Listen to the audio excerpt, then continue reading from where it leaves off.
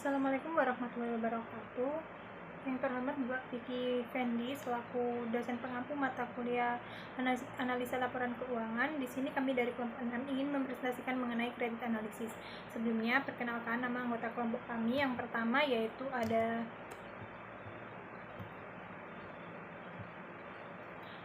M. Zakia Salsabila dengan NPM 175, Bagas Arya Putra dengan NPM 303, Anissa Nur Beauty dengan NPM 328, M. Kaizar Al-Ghifari dengan NPM 347, dan saya Diatri Rifda dengan NPM 362.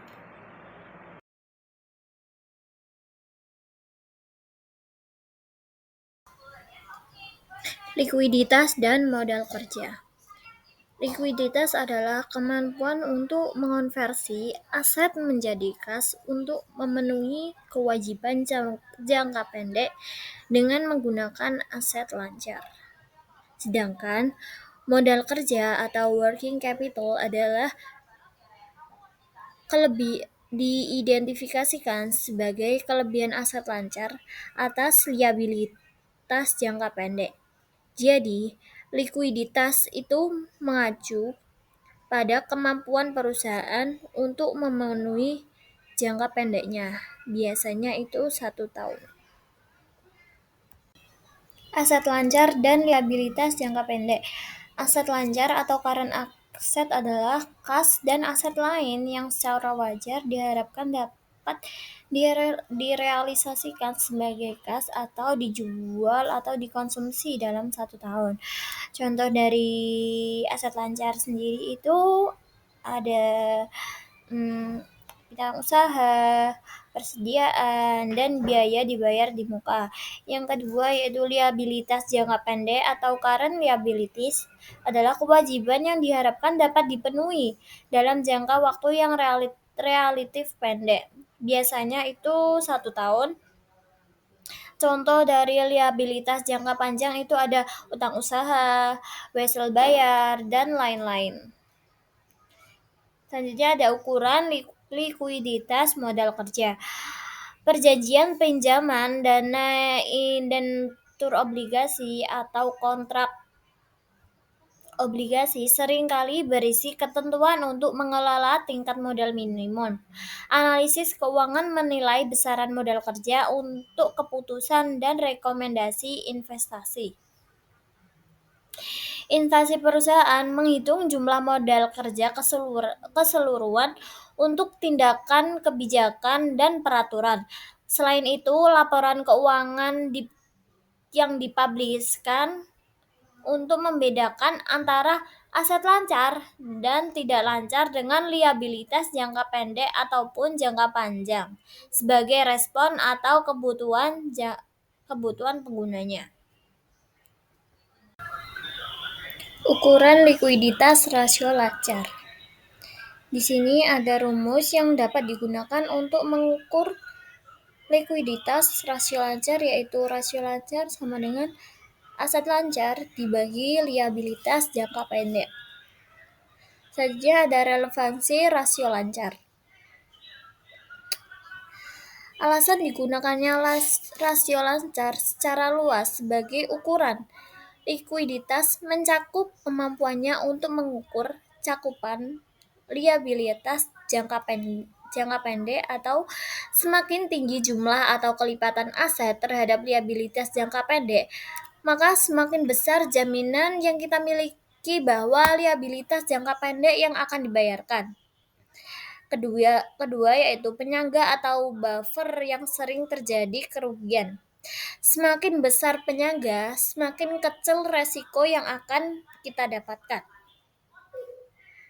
Yang ketiga ada cadangan dana likuid, yaitu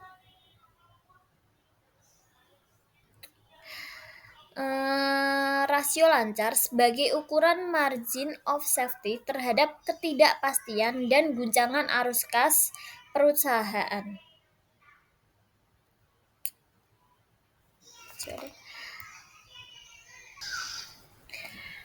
Contoh dari ketidakpastian dan guncangan itu seperti pemogokan dan kerugian luar biasa dapat sewaktu-waktu dan tanpa perkiraan menurunkan arus kas.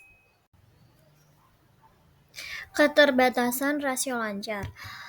Langkah pertama dalam mengevaluasi secara kritis rasio lancar sebagai alat likuiditas dan solvabilitas jangka pendek dengan menguji nilai pembilang dan penyebutnya. Untuk mengklasifikasikan keterbatasan ini, kita perlu menguji lebih dekat setiap komponen dari rasio lancar. Selanjutnya ada pembilang rasio lancar. Ada 5 komponen aset lancar dan implikasinya terhadap analisis yang menggunakan rasio lancar. Yang pertama ada kas dan setara kas. Yang kedua ada surat berharga yang diperjualbelikan. Yang ketiga ada piutang usaha. Yang keempat ada persediaan. Dan yang terakhir ada beban dibayar di muka. Selanjutnya ada penyebut rasio lancar. Liabilitas jangka pendek atau kewajiban lancar. Liabilitas ini merupakan sumber kas yang sama halnya dengan piutang dan persediaan yang menggunakan kas liabilitas jangka pendek, terutama ditentukan oleh penjual dan kemampuan perusahaan untuk memenuhi saat jatuh tempo merupakan objek dari ukuran modal kerja. Selain itu, liabilitas jangka pendek yang dimasukkan dalam perhitungan rasio lancar tidak mencakup pengeluaran kas prospektif. Contohnya adalah komitmen tertentu dalam kontrak konstruksi, pinjaman, sewa, dan dana pensiun. Menggunakan rasio lancar dalam analisis. Ada 3 kesimpulan yang dapat kita ambil terkait dengan rasio lancar, yaitu yang pertama, likuiditas sangat bergantung pada arus kas prospektif dan pada tingkat yang lebih rendah sejauh mana tingkat kas dan setara kas. Yang kedua, tidak ada hubungan langsung antara saldo akun modal kerja dan memungkinkan pola arus kas masa depan. Yang ketiga, kebijakan manajerial mengenai piutang dan persediaan diarahkan terutama pada pemanfaatan aset yang efisien dan menguntungkan dan kedua pada likuiditas.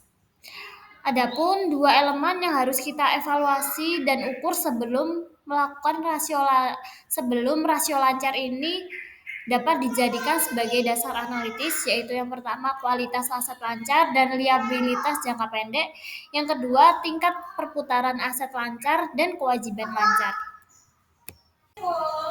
Aplikasi yang relevan atas rasio lancar dalam praktik. Yang pertama ada analisis komparatif, yaitu perubahan rasio ini tidak selalu menyiratkan perubahan likuiditas atau kinerja operasional. Yang kedua ada manajemen rasio. Pada manajemen rasio ada yang namanya window dressing atau mempercantik laporan keuangan. Untuk biasanya mendekati akhir periode, manajemen itu melakukan tindakan yaitu mempercepat penagihan utang, mengurangi persediaan di bawah normal, dan menunda pembelian normal. Arus kas masuk dari aktivitas ini digunakan untuk membayar liabilitas jangka pendek. Pada gambar di bawah ini terdapat ilustrasi atau dampak dari melakukan aktivitas manajemen rasio, yaitu teknologi research ini meningkatkan rasio lancarnya dengan membayar kewajiban lancar lebih dini daripada biasanya. Sehingga yang terjadi adalah rasio lancar pada tahun kedua itu menjadi 3,1, yang dikalau di sini ada aset lancar yang pada tahun pertama yaitu aset lancarnya ada 200.000, liabilitas jangka pendeknya ada 100.000, dan modal kerjanya itu menjadi 100.000 yang didapat dari 200.000 dikurangi 100.000. Kemudian di tahun kedua itu aset lancarnya ada 150.000, liabilitas jangka pendeknya ada 50.000, terus sama modal kerjanya itu ada 100.000. Tapi Tapi kalau kita bandingkan di sini antara aset lancar dan liabilitas jangka pendeknya, yaitu untuk tahun pertama itu menjadi 2:1, yaitu 200.000 dibagi 100.000, sedangkan pada tahun kedua yaitu menjadi 150.000 dibagi 50.000 dan jadinya 3:1. Yang ketiga ada analisis rule of thumb. Rule of thumb sering diterapkan jika rasio lancar sebesar 2:1 atau lebih baik, maka perusahaan secara finansial dapat dikatakan sehat. Sedangkan jika rasio lebih rendah dari 2:1, maka mencerminkan peningkatan rasio likuiditas lancar yang jauh lebih dari 2:1, juga mengartikan penggunaan sumber daya yang tidak efisien dan mengurangi tingkat imbal hasil. Sehingga evaluasi rasio lancar menggunakan aturan tertulis cenderung diragukan karena yang pertama kualitas aset lancar dan komposisi liabilitas jangka pendek lebih penting dalam mengevaluasi rasio lancar. Yang kedua, kebutuhan modal kerja dapat bervariasi tergantung pada kondisi industri dan jangka waktu siklus perdagangan neto perusahaan. Yang keempat ada analisis siklus perdagangan neto. Pada ilustrasi pada gambar 10.4 disusun khususnya piutang usaha dilaporkan dalam dolar penjualan dibagi dengan penjualan per hari. Persediaan dilaporkan pada biaya perolehan dibagi dengan beban pokok penjualan per hari, dan utang usaha dilaporkan dalam dolar pembelian dibagi dengan pembelian per hari. Oleh karena itu, sementara ukuran hari dinyatakan dengan basis yang berbeda. Estimasi siklus perdagangan neto berdasarkan pada basis yang konsisten. Analisis ini menunjukkan bahwa teknologi research penjualan tertahan selama 40 hari dalam piutang usaha, mengelola 56 hari barang tersedia sebagai persediaan, dan hanya menerima 30 hari pembelian dari pemasoknya. Semakin panjang siklus perdagangan neto, semakin besar juga kebutuhan modal kerjanya.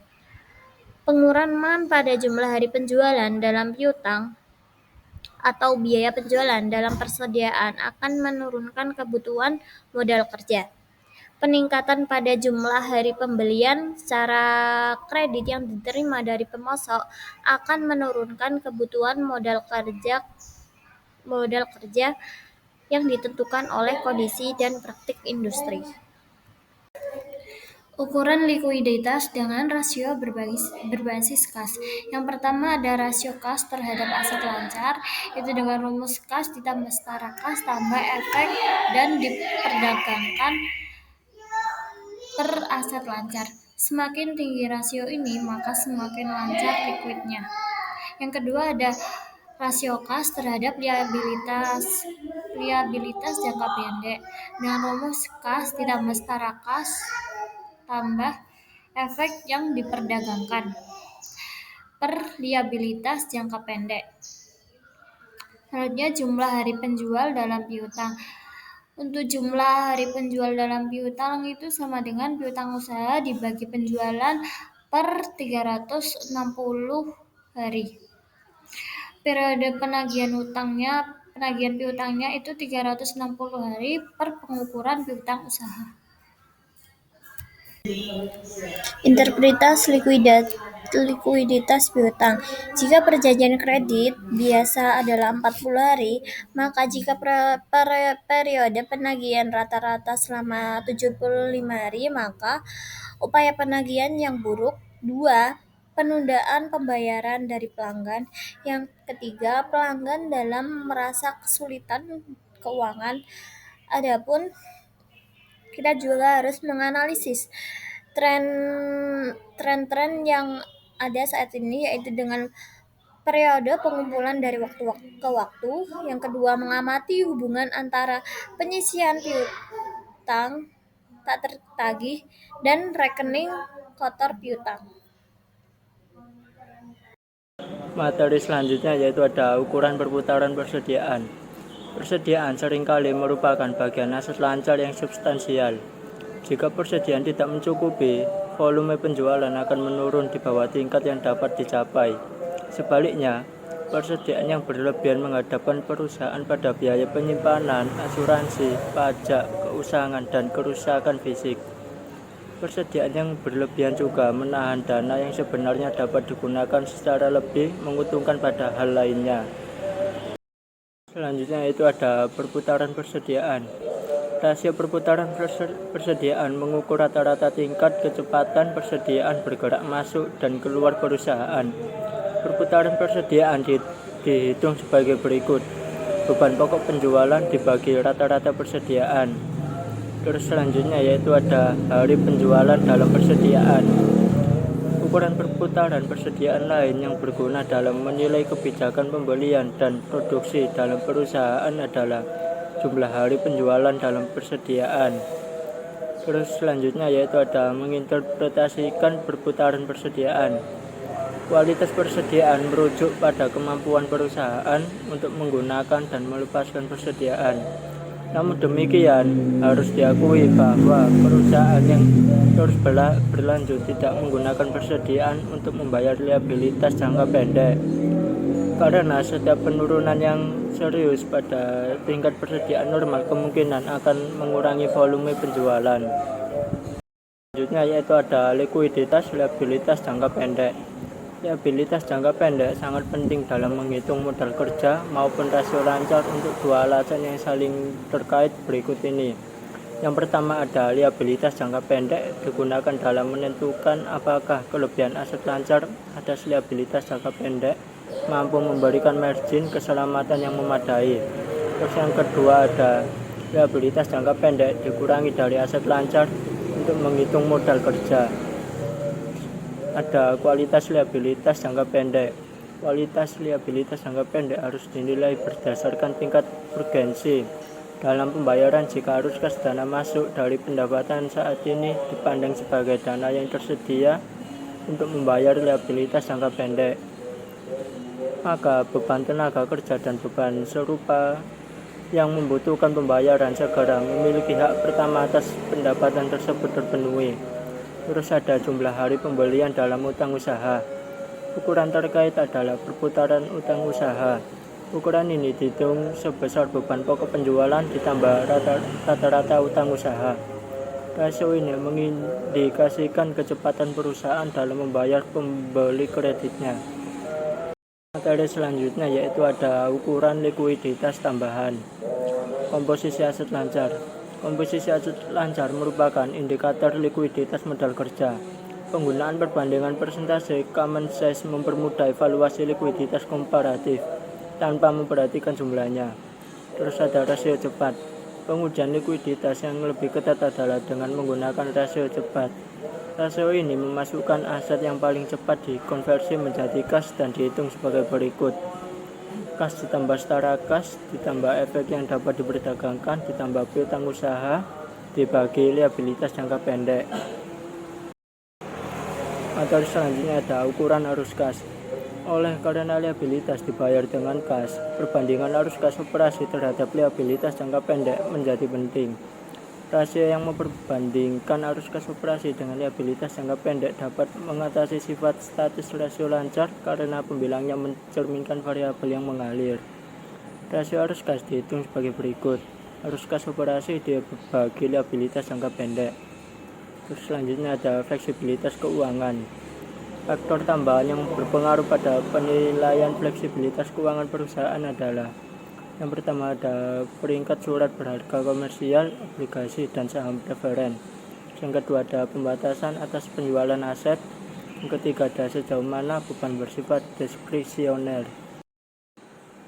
Selanjutnya ada diskusi dan analisis manajemen. Security and Exchange Commission atau SEC menyarankan perusahaan untuk memasukkan suatu diskusi dan analisis manajemen yang umum mengenai kondisi keuangan dan hasil operasi perusahaan dalam laporan tahunannya. Terus ada analisis bagaimana jika. Analisis bagaimana jika atau what if analysis merupakan teknik yang berguna untuk melihat dampak perubahan kondisi atau kebijakan terhadap sumber daya perusahaan. Ya, saya akan melanjutkan presentasi mengenai dasar-dasar solvabilitas. Nah, analisis ini solvabilitas sendiri memiliki beberapa elemen kunci. Salah satunya yaitu analisis struktur modal. Nah, struktur modal ini mengacu pada sumber-sumber pembiayaan bagi suatu perusahaan. Nah, pembiayaan dapat berkisar dari modal ekuitas yang relatif permanen hingga modal yang beresiko atau sementara. Nah, ada persyaratan utang biasanya dirancang untuk yaitu yang pertama menekankan ukuran kekuatan keuangan utama seperti rasio lancar dan rasio utang terhadap ekuitas. Dan yang kedua menghindari penerbitan utang tambahan. Dan yang ketiga memastikan tidak adanya pengeluaran sumber daya perusahaan melalui dividen yang berlebihan atau akuisisi. Kemudian dasar-dasar solvabilitas itu yang pertama adalah konsep leverage keuangan. Nah, konsep leverage keuangan ini mencakup pada jumlah pendanaan utang dalam struktur modal perusahaan, di mana perusahaan ini dengan leverage keuangannya disebut dengan perdagangan pada ekuitas atau trading on the equity. Hal ini menunjukkan bahwa perusahaan menggunakan modal ekuitas sebagai dasar pinjaman untuk mendapatkan kelebihan pengembalian. Yang kedua, pengurangan pajak bunga. Nah, itu ya ada 3. Yang pertama, bunga dapat dikurangkan dari pajak, sedangkan dividen tunai itu untuk pemegang ekuitas itu. Yang kedua, karena bunga dapat dikurangkan dari pajak, maka laba yang tersedia untuk pemegang efek dapat menjadi lebih besar. Dan yang ketiga, tidak adanya pembayaran atas bunga dapat menyebabkan kebangkrutan, sedangkan tidak adanya pembayaran atas dividen tidak menyebabkan kebangkrutan. Kemudian yang ketiga ini penyesuaian terhadap nilai buku dari liabilitas. Nah, itu terdapat 7 elemen. Yang pertama pajak pengalihan tangguhan. Pajak tangguhan ini sebagai utang atau ekuitas tergantung kepada sifat tangguhan. Dan yang kedua, sewa operasi, yaitu saat ini praktik akuntansi itu sendiri mengharuskan sebagian besar pendanaan sewa jangka panjang yang tidak bisa dibatalkan. Nah, itu bisa dijadikan sebagai utang. Kemudian yang ketiga itu pembiayaan di luar neraca. Jadi untuk menentukan nilai utang itu penagihan manajer seringkali menurunkan nilai utang yang dilaporkan baik dengan cara baru maupun kompleks. Dan yang keempat itu liabilitas kontingensi. Dan yang keempat ini yang umumnya cadangan yang menimbulkan beban laba terhadap laba juga dianggap sebagai liabilitas. Dan yang kelima itu hak minoritas. Nah, yang mana akun ini bukan liabilitas seperti utang karena tidak ada kewajiban untuk membayar dividen yang bersifat wajib maupun pembayaran kembali pajak, kembali pokok. Kemudian yang keenam itu utang konversi. Nah, biasanya utang yang dapat dikonversi ini biasanya disajikan sebagai liabilitas lainnya. Dan yang ketujuh itu saham preferen. Nah, di mana mayoritas saham preferen itu tidak mengajukan untuk membayar dividen maupun pokok seperti ekuitas. Jika terdapat persyaratan pada penembusan wajib, maka dianggap sebagai utang. Nah, kemudian pentingnya struktur modal, yaitu merupakan pendanaan ekuitas dan utang pada suatu perusahaan yang sering diukur berdasarkan kinerja berdasarkan besarnya relatif berbagai sumber pendanaan. Ini jadi untuk kestabilan risiko suatu perusahaan itu bergantung kepada sumber pendanaan, jenis dan jumlah aset yang dimilikinya. Nah, untuk karakteristiknya modal ini mencakup yang pertama pengembalian yang tidak pasti dan tidak tentu serta tidak adanya pola pembayaran kembali. Dan yang kedua biasanya bersifat permanen, tangguh di saat sulit dan tidak memiliki persyaratan dividen wajib. Dan yang ketiga berkontribusi terhadap stabilitas dan solvabilitas perusahaan. Kemudian motivasi untuk modal utang itu ada dua ya. Yang pertama, bunga atas bagian utang adalah tetap dan memberikan biaya bunga kurang dari imbal hasil atas aset operasi neto. Kelebihan imbal hasil adalah untuk keuntungan investor ekuitas. Dan yang kedua, bunga adalah beban yang dapat dikurangin terhadap pajak, sedangkan dividen itu tidak dapat dikurangkan terhadap pajak. Ya, kemudian ada komposisi struktur modal dan solvabilitas. Nah, bisa dilihat di sini ada laporan common size dalam analisis solvabilitas. Nah, di mana di sini ada kewajiban lancar yang sebesar 19% dan angka jangka panjang itu sebesar 22,2. Dan itu bisa dilihat untuk selanjutnya. Kemudian ada pengukuran struktur modal untuk analisis solvabilitas.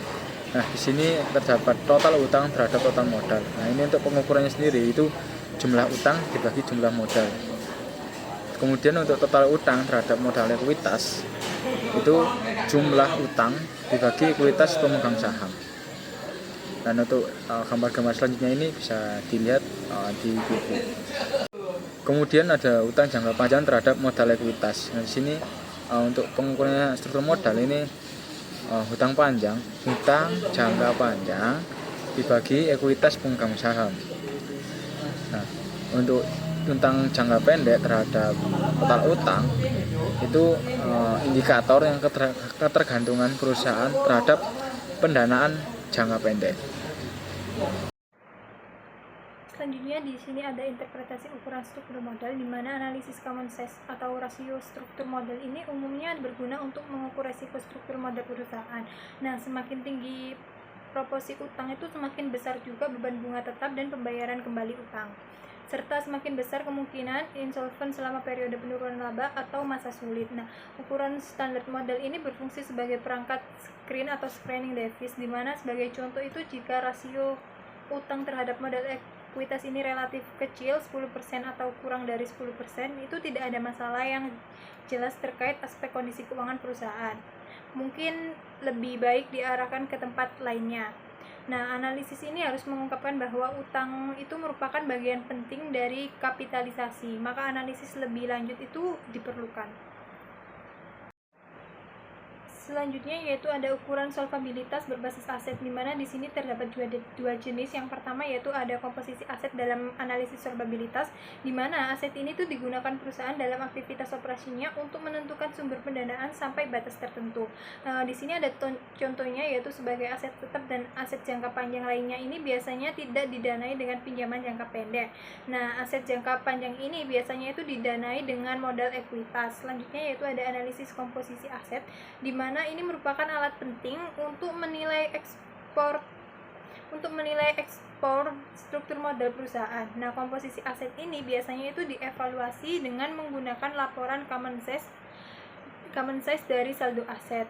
Selanjutnya ada cakupan laba. Cakupan laba itu merupakan sarana penting yang digunakan untuk menentukan resiko yang melekat atau risk inherent, di mana pada struktur modal perusahaan ini membutuhkan analisis lebih lanjut. Nah, salah satu keterbatasan ukuran struktur modal itu ketidakmampuannya ini berfokus pada ketersediaan arus kas yang nantinya itu digunakan untuk melunasi utang perusahaan. Nah, saat utang dilunasi ini, ukuran modal hiasnya ini biasanya membaik, sementara kebutuhan kas tahunannya ini untuk membayar bunga atau dana pendanaan pelunasan obligasi ini cenderung tetap atau meningkat. Nah, keterbatasan ini tuh menyoroti peranan penting dari cakupan laba suatu perusahaan atau kekuatan yang menghasilkan laba sebagai sumber pembayaran bunga dan pinjaman pokok.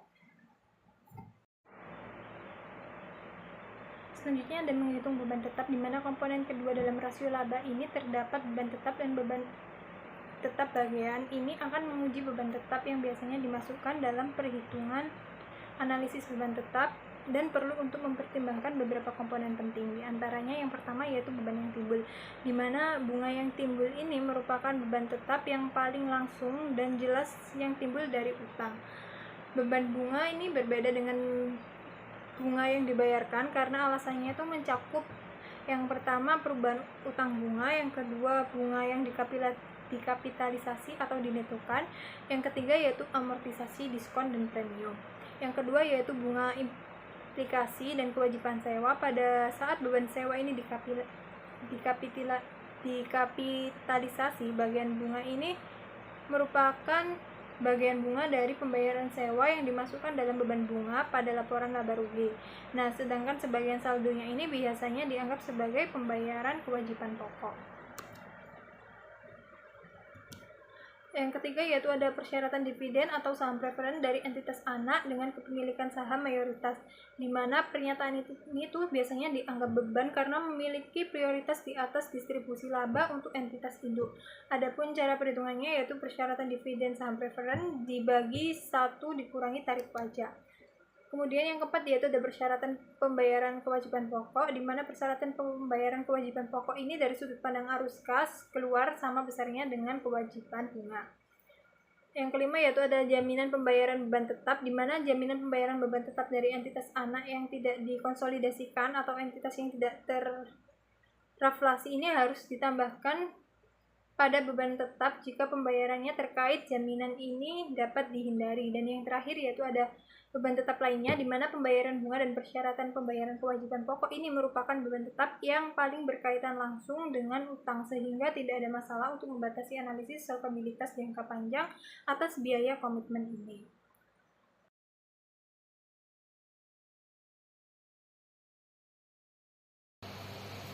Selanjutnya ada menghitung laba terhadap beban tetap. Nah, di situ semuanya ada komponen rasio yang diberi tanda A sampai H, dan lebih lanjut ya saya jelaskan. Yang A sebagai laba sebelum pajak dari operasi sebelum dihentikan atau pos luar biasa dan dampak kumulatif perubahan akuntansi. Kemudian yang B beban bunga dikurangi bunga yang dikapitalisasi. Kemudian C yang ketiga biasanya termasuk dalam beban bunga. Yang D yaitu sewa pendanaan yang dikapitalisasi sehingga bunga implisit dalam komponen sudah termasuk dalam beban bunga. Kemudian yang E yang keempat mengecualikan semua pos-pos yang dieliminasi saat konsolidasi. Kemudian yang F berlaku untuk perubahan non-utilitas, jumlah ini jarang diungkapkan. Kemudian yang G kepentingan non pengendali atas laba entitas anak dengan kepemilikan saham mayoritas yang memiliki beban tetap dapat dimasukkan ke dalam laba. Kemudian yang terakhir yaitu termasuk baik yang dibebankan maupun yang dikapitalisasi. Selanjutnya ada perhitungan pro forma laba terhadap beban tetap. Dalam situasi di mana beban tetap yang belum terjadi diakui dalam perhitungan rasio laba terhadap beban tetap, seperti biaya bunga di bawah emisi pinjaman prospektif. Hal ini dapat diterima untuk mengestimasi saling hapus atau offsetting. Keuntungan yang diharapkan dari arus kas tersebut masuk masa depan dan memasukkannya ke dalam laba pro forma. Selanjutnya ada analisis jumlah kali perolehan bunga. Ukuran cakupan laba lainnya adalah rasio jumlah kali perolehan bunga atau time interest earned ratio. Rasio ini menganggap bunga hanya sebagai satu-satunya beban tetap yang memerlukan cakupan laba. Selanjutnya ada hubungan arus kas dengan beban tetap dan kas dari operasi yang permanen. Yang akan saya jelaskan yaitu hubungan arus kas dengan beban tetap. Perusahaan harus membayar beban tetap dalam bentuk tunai termasuk laba neto, termasuk pendapatan yang diperoleh dan beban yang terjadi. Tidak selalu menghasilkan atau membutuhkan uang tunai dengan segera. Kemudian ada kas dari operasi yang permanen. Hubungan antara arus kas dari operasi perusahaan dengan beban tetap sangat penting dalam analisis solvabilitas jangka panjang. Oleh karenanya, penting hubungan ini maka akan dinilai sifat permanen dari arus kas operasi. Selanjutnya ada cakupan laba atas dividen saham preferen. Analisis mengenai saham preferen seringkali diuntungkan dari pengukuran cakupan laba atas dividen saham preferen. Analisis ini sama dengan analisis mengenai bagaimana laba ditutup beban terkait utang. Selanjutnya ada menginterpretasikan ukuran cakupan laba. Ukuran cakupan laba memberikan pemahaman mengenai kemampuan perusahaan untuk memenuhi beban tetapnya dari laba berjalan. Terdapat korelasi yang tinggi antara ukuran cakupan laba dan tingkat gagal bayar terhadap utang, yaitu semakin tinggi cakupan semakin rendah tingkat gagal bayar. Selanjutnya yang terakhir ada risiko dan imbal hasil struktur modal.